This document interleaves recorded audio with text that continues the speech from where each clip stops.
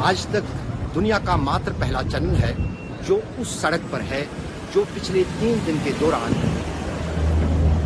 Lebanon, खासतौर से दक्षिणी लेबनान से निकलने वाले लोगों के लिए अपनी सुरक्षा पाने के लिए सीरिया जाने का मात्र रास्ता है।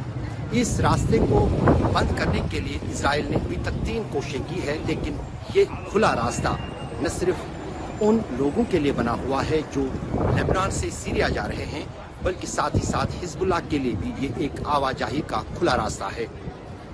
उस बीच शुक्रवार शाम को जब इजराइल ने हिजबुल्लाह के मुख्यालय पर दावा बोला और हसन नसरुल्लाह की जिसमें मौत हुई, उसके बाद अभी तक इजराइल रुका नहीं है।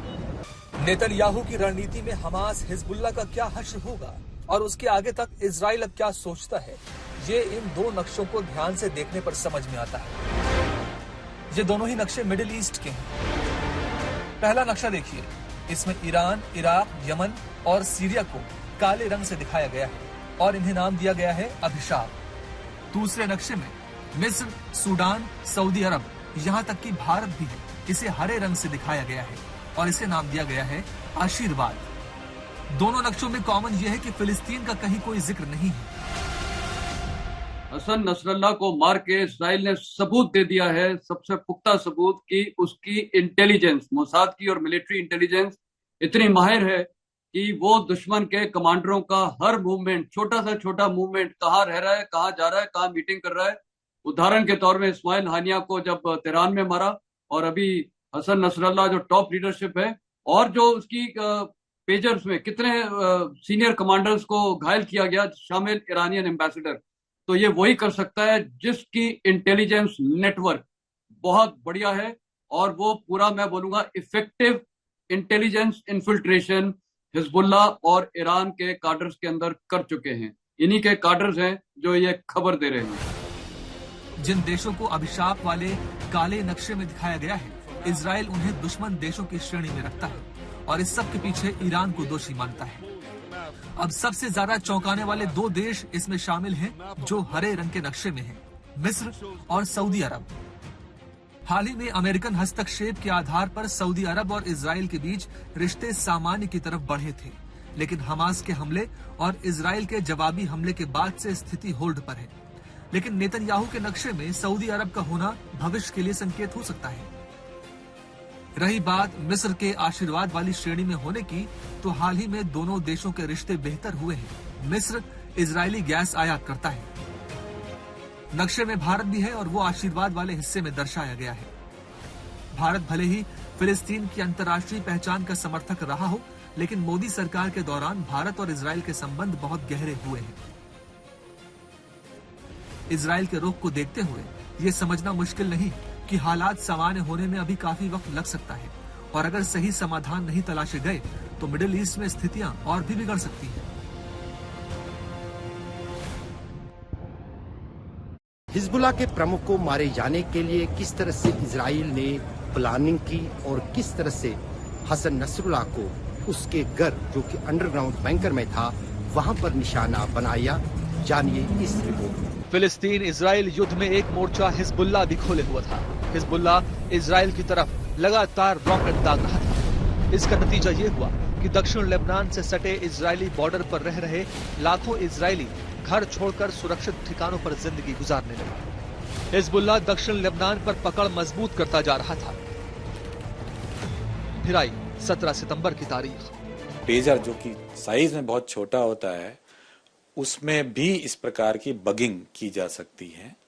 तकनीकी रूप से ये एक बहुत बड़ा ऑपरेशन है और बहुत लंबे समय से प्लान किया गया है। इसमें सोशल मीडिया और आर्टिफिशियल इंटेलिजेंस का बहुत बड़ा योगदान है। इसमें जो विस्फोटक इस्तेमाल किए गए हैं वो बहुत ही परिष्कृत और विशिष्ट किस्म के हैं और ये एक स्टेट स्पॉन्सर्ड एजेंसी ही इस प्रकार का कार्यक्रम कर सकती है। ये किसी छोटे मोटे संगठन के द्वारा करना संभव नहीं है। दोपहर 3:30 बजे लेबनान के कई इलाकों में विस्फोट होता है।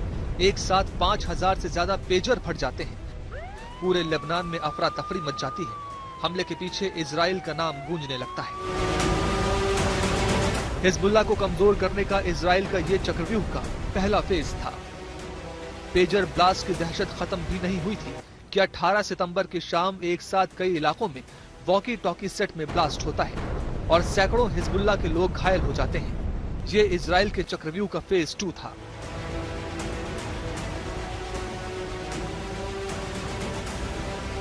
पेजर ब्लास्ट और रेडियो सेट में ब्लास्ट होने के बाद हिजबुल्लाह बौखला गया। अब हिजबुल्लाह के बदले की बारी थी। हिजबुल्लाह ने कई हजार रॉकेट दागे।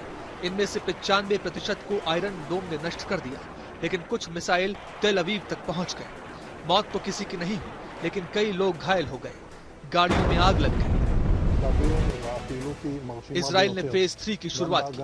राडार के जरिए ये पता लगाया गया कि हिजबुल्लाह ने हथियार कहां छुपा रखे हैं। इजराइल की पोजीशन को देखते हुए पूरी दुनिया ने अपने लोगों को लेबनान छोड़ने को कहा। भारत ने भी एडवाइजरी जारी कर दी। 20 सितंबर को लेबनान में रात 11 बजे 70 मिसाइल हमले हुए। इस हमले में 45 लोगों की मौत हो गई। यह फेज 3 की शुरुआत थी, जिसमें यह तय किया गया था कि रॉकेट और मिसाइल की हर लोकेशन को नष्ट किया जाएगा। राडार से पहले लोकेशन तय होती और उसके बाद ड्रोन के जरिए हमला होता। 21 सितंबर को 400 मिसाइल हमले हुए, 14 लोगों की मौत हुई। 22 सितंबर को 150 मिसाइल हमले हुए, 23 लोग घायल हुए। 23 सितंबर को 1600 ठिकानों पर बम गिराए गए, 558 लोगों की मौत हुई। 24 सितंबर को दक्षिण बैरूत पर हमला हुआ, 6 लोगों की मौत हुई। 25 सितंबर को बालबेक और बेल पर हमला हुआ, 51 लोगों की मौत हुई। 26 सितंबर को 6 होटलों के बेसमेंट को उड़ाया गया, 5 लोगों की मौत हुई। 27 सितंबर को बैरूत में हिजबुल्लाह के हेडक्वार्टर पर हमला हुआ और हिजबुल्लाह चीफ नसरुल्लाह मारा गया। नसरुल्लाह ने कभी कहा था कि इजराइल के पास भले ही परमाणु हथियार हों, लेकिन फिर भी वो मकड़ी के जाल की तरह कमजोर है। लेकिन अब इजराइल का बयान है, इसे मकड़ी का जाल समझने की बड़ी भूल कर दी नसरुल्लाह ने। ये लोहे का जाल है जिसे तोड़ना मुश्किल ही नहीं, नामुमकिन है।